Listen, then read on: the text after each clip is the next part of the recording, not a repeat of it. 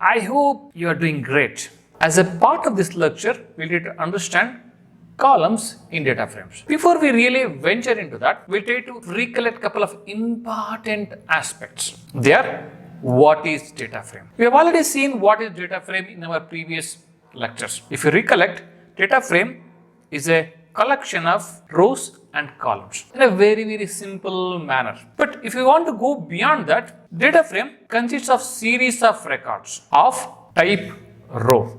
We have already seen this, but I am trying to revise this so that we understand it better. That represent a computation expression that can be performed on an individual record. What is a computation expression? We'll be seeing that as a part of this particular lecture. Now, having understood what is data frame in a layman terms and also in more of a scientific terms, let us move on and look at one more important aspect before we drill down deep into the columns. One more important aspect is, what is schema? Can I just pause a video for a bit and try to recollect what is schema?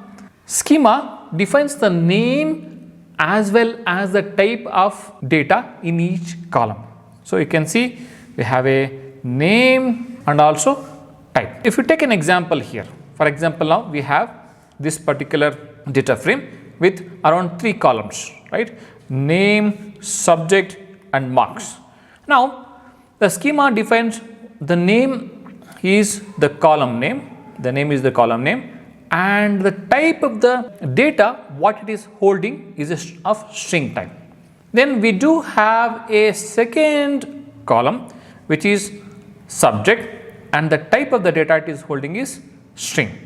In a similar manner, we have a third column which is a marks, and the type of the data it is holding is int. This is what schema is. Now that we just revised a couple of important aspects, what is data frame, what is schema, let us move on and understand columns in a bit more detail. If I ask you a simple question, what is column in general, what would be your answer? The answer is, the column is nothing but a set of data values, all of a single type in a table. Let us take an example here. So this is a data frame with 2 columns. It has 2 columns. Now, if you look at the column here, it is a set of data values. One column is of employee. It is a set of data values of a single type. In this case, it can be only either string or a int, one of that. In the other case, if you see, the employee name is one more column which has only string values, and also, as we know, the column runs vertically. This is a simple way of understanding what is column.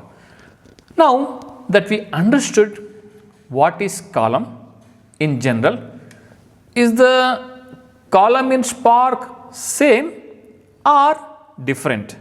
Can you just think of, incidentally, the column in Spark is more or less same as that of whatever the spreadsheet you have seen or Pandas data frame you have seen.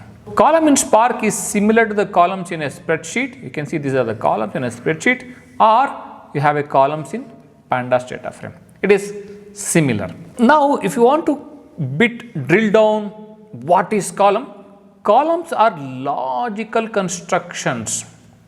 Means if you have a column, the way we have seen the employee ID, like they are kind of a logical constructions that simply represented a value. So there is a value here. Columns are logical constructions that simply represent a value computed on a per record basis by a means of an expression. Now that we understood what is column in a bit more detail, to have a real value in a column, we need to have a row. Without row, can we have a column? Not really. And to have a row, we need to have a data frame. So in a way, they are interrelated. To have a column, you need a row. To have a row, you need to have a data frame. How do we refer the columns? We can refer the columns in different ways. Two important ways we can refer the columns or by a call and column. These are the two different ways. Why is it so important? You will figure it out in some time. Because what happens as a part of the Spark, we need to manipulate the columns left and right as a part of our data analysis in Spark. That is the reason how do we refer the columns is also one of the very important aspects. Either you can refer them as a call, C-O-L call, or C-O-L-U-M-N column. In most of the cases, instead of typing 3 more letters, we end up using only COL.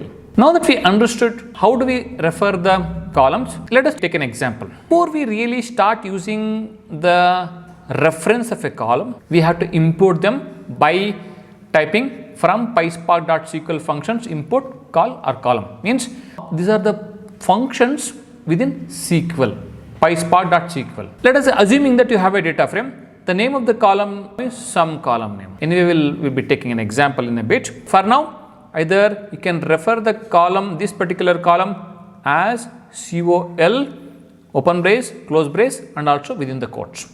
And the same thing we can refer by COLUMN, column, with the column name. This is how you can refer. Assuming that you have created a data frame. You can also use a below method. For example, in this case, the name of the column is count. This is the name of the column. This is the data frame, and you can refer the name of the column with the 2 square braces. And why do we really need this? Whenever you want to do some joins and all those things, you need to know how do you refer the columns. That is how you refer the columns. Now that we understood what is a column and how do we refer the columns, how do we really access them? There are a couple of ways. One of the ways, when you have created a data frame, just take a data frame name and go ahead and use a function called print schema. It will go ahead and give us a column. In this case, we have 3 columns.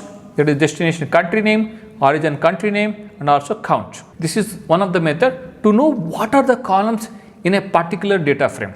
And one more method would be, before even you create the data frame, we can say spark.read.format, and we can provide the format of a file and then load. And in the end, use a columns function or a method to access the columns. This is how you can access the columns without even creating the data frame. We can see all these things as a part of a practical session now. What I am doing is, this is the name of the data frame, that is first data frame, because this is the first time in a way we are trying to create the data frame to work on the columns.